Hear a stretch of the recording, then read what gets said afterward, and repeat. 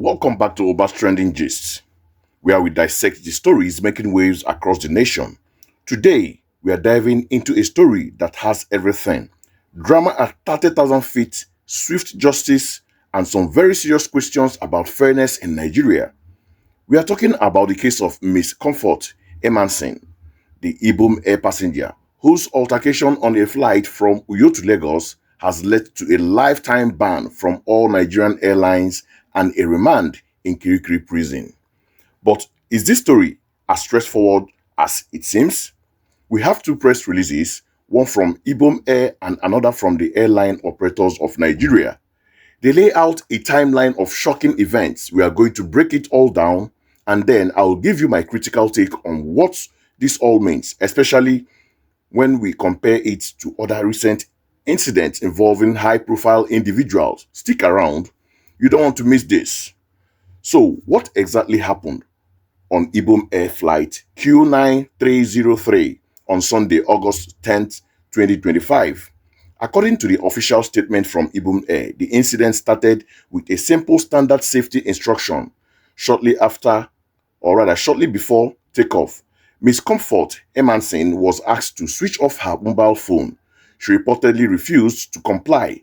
The situation was momentarily diffused when the pilot in command had to make a general announcement, and a fellow passenger eventually switched off the phone for her. This, however, led to a verbal tirade from Miss Emmanson. But the real drama unfolded upon arrival in Lagos. Miss Emmanson allegedly waited for other passengers to disembark before confronting the purser. The airline statement details a shocking assault.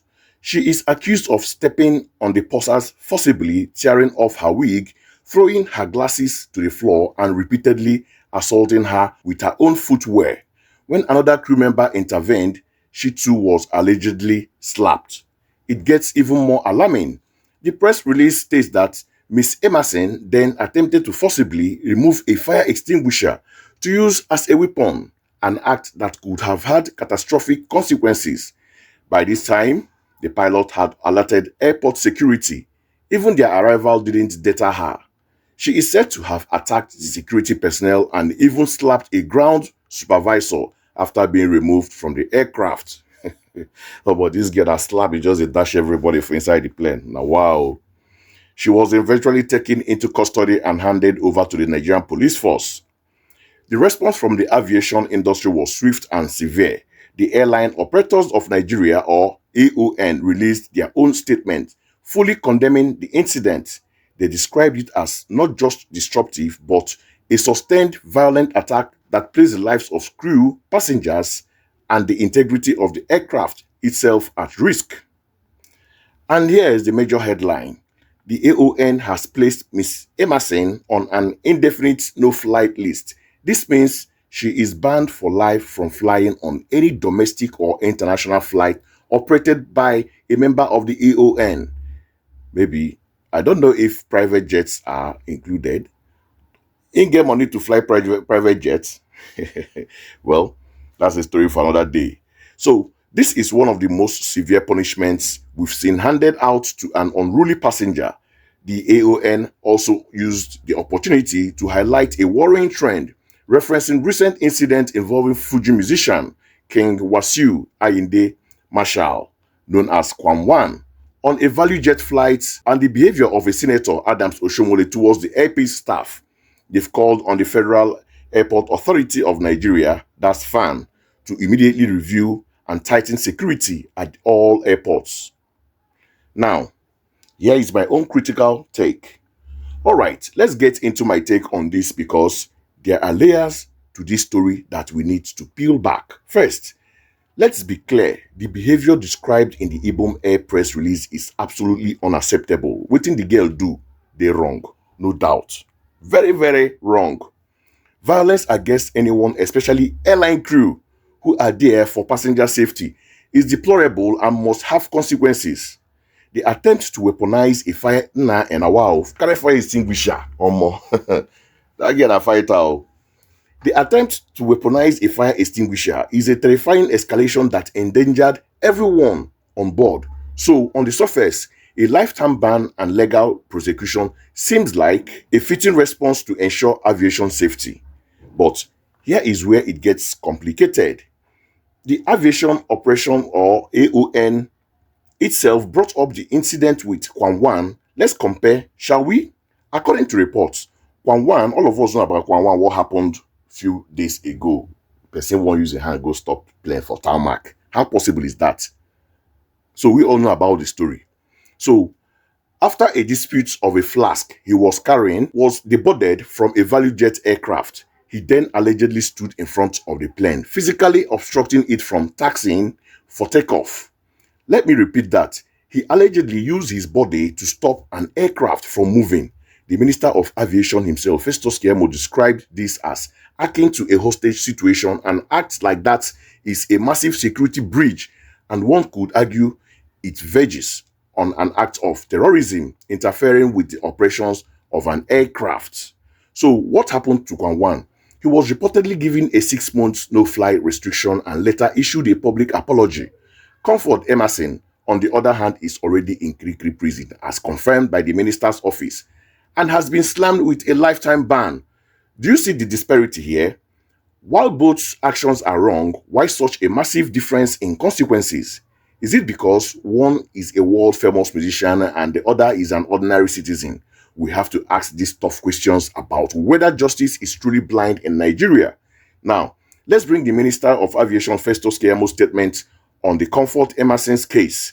He said, and I quote, now listen to this carefully, apart from the indefinite flight ban imposed on the said unruly passenger, both local and international, by the Nigerian Civil Aviation Authority (NCAA), the police has promptly arraigned her this morning at the Ikeja Magistrate Court for criminal offences and remanded her at Kirikiri Prison, as she could not provide adequate sureties in court.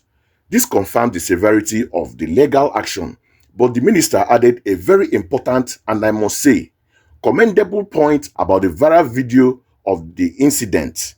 He said, while we support the filming of her recalcitrant behavior as evidence to prosecute her, what is deplorable is to release such evidence containing indecent exposure to the public to ridicule her.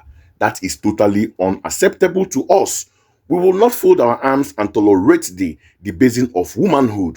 I have therefore directed that whoever released that part of the video containing the indecent exposure among the staff should be singled out and adequately sanctioned. This is a crucial addition. It shows a government that is, on one hand, taking a hardline stance against unruly behavior, but on the other is committed to protecting the basic dignity of a citizen, even one who is at fault. Is a nuanced position that is often missing in public discourse. Condemn the act, prosecute the offender, but do not resort to public shaming and dehumanization. So, while we support the need for order and safety in our skies, we must also demand that the scales of justice are balanced for everyone, regardless of their status. And we must commend the minister for calling for decency in how these incidents are reported and shared. The Comfort Emmanson's case has truly opened up a national conversation. It underscores the growing problem of air rage and the challenges airline staff faces daily. FAN has vowed to get tougher, and it's reviewing its protocol for prosecuting offenders, which is a welcome development. This incident serves as a stark warning to all travelers. Unruly behavior has severe, life-altering consequences. You can and will be banned. You can and will be prosecuted. But it also forces us to look in the mirror as a society and question if the consequences are the same for the powerful and the ordinary. So, Gisters, what are your thoughts? Was the lifetime ban on Comfort Emmanson justified? Is the comparison with KWAM incident fair? And what do you make of the minister's stance on the viral video? Drop your comments below. Let's have a respectful and engaging conversation. And as always, don't forget to like this video, share it, and subscribe to Oba's Trending Gist for more in-depth analysis of the stories that matters. Thanks for watching. Stay safe and stay informed. See you in the next one.